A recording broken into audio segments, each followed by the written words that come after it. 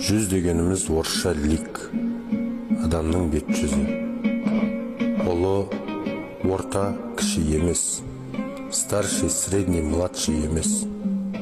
Ұлы деген сөз орысша великий болады.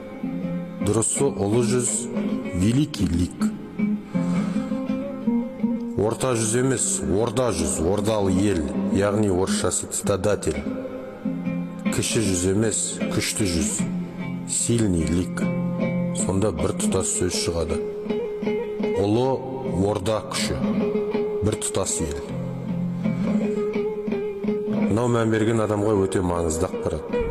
Кезінде осыны әдейі бұзып бұрмалаған, разделяй и властвуй деген қағиданы сүйеніп қазақ 300-ге бөлінеді деп жазған кезіндегі отарлау саясаткерлері.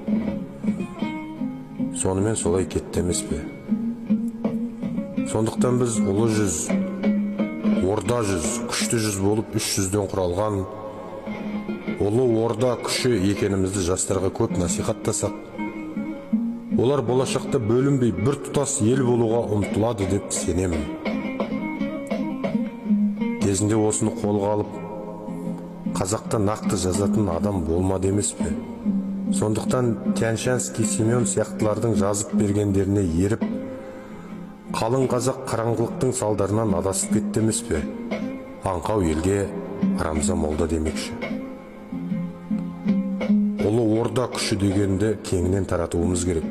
Оянатын кез жетті. Тура осы қағида күллі қазақтың басын қосуға ықпал етеді.